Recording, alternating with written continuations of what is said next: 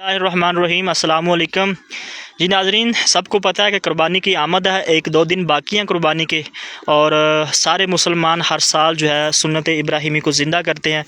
और आज हम जो है ना एक गांव में मौजूद हैं। ये दो छोटे व्यापारी हैं, इनके पास दो बकरियां माशाल्लाह बड़े खूबसूरत। इसके साथ साथ और भी इनके पास बकरियां, ये आप देख सकते हैं, वो जो है ना वो इनको चरा रहे हैं। और इनके पास ये दो बकरियाँ हैं जो दोंदे हैं, दोनों दोंदे हैं।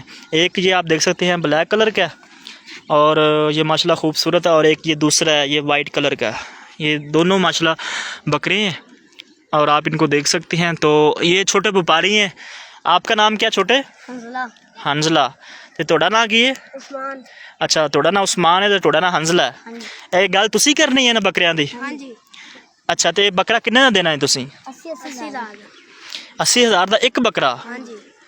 यार महंगे नहीं दे रहा ये? 80,000 काटना।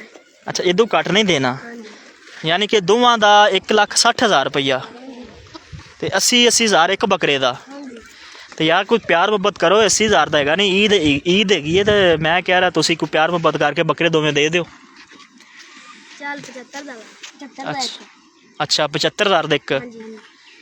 तो इस तो यानी कि 75,000 भी तुसी महंगा दे रहा। ये 75,000 का बकरा नहीं है। तुसी कोई होर प्यार मुहब्बत करे गल तुसी करनी, थोड़े माँ प्यो नहीं गल करनी। नहीं जी। किसी भी बकरा लेना है, फॉर एग्जाम्पल जो वीडियो देख रहा है, अगर उन्हें थोड़े ना गलबात करनी है, थोड़े पेरेंट्स ना थोड़े वालदे नाल गल करनी है। तुसी बेचने ने हाँ जी।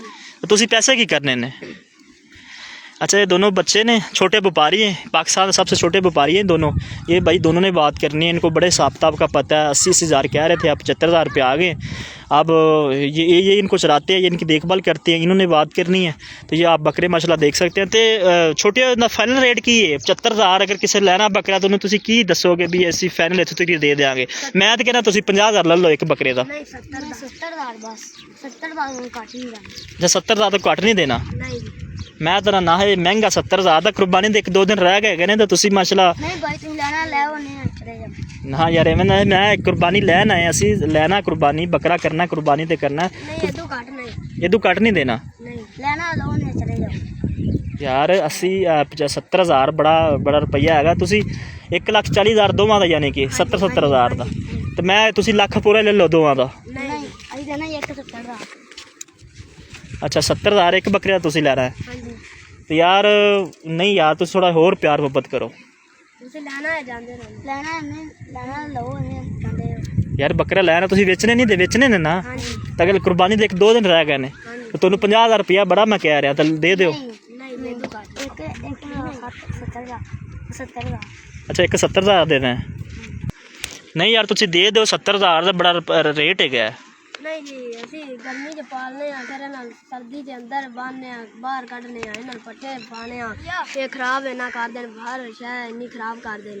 अच्छा तो नहीं 70 थोड़ी गल ठीक है, तुसी पालदे जे गर्मी सर्दी तुसी अंदर बाहर उन्हें बंद जे पालिया तो थोड़ी गल बिल्कुल ठीक है, तुसी साल पालिया। लेकिन पैसे तुसी ज़्यादा मांग रहे पे जे। नहीं 70,000 कट नहीं देना।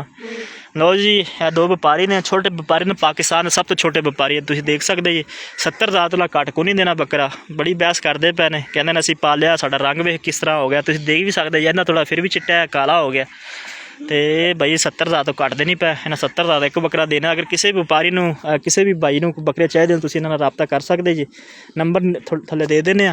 लेकिन ये घटते नहीं पे, 70,000 एक ही कह रहे हैं। तो 1,40,000 दोवें बकरे देने। बकरे माशाल्लाह खूबसूरत है, इन्हां पालने ने कोई शक नहीं है। लेकिन थोड़ा रेट घट वध करन तो फिर ही बकरे ले लीए। बकरे लैन वाले है, घर दे पाले हैं बकरे, खूबसूरत है माशाल्लाह, तुसी चेक कर सकते। लेकिन ये 70,000 का एक बकरा कह रहे हैं। आखिरी तुसी रेट थोड़ा की है, मैं जान लगे 70,000। 70,000 घट नहीं देना? नहीं चलो थोड़ी मर्जी।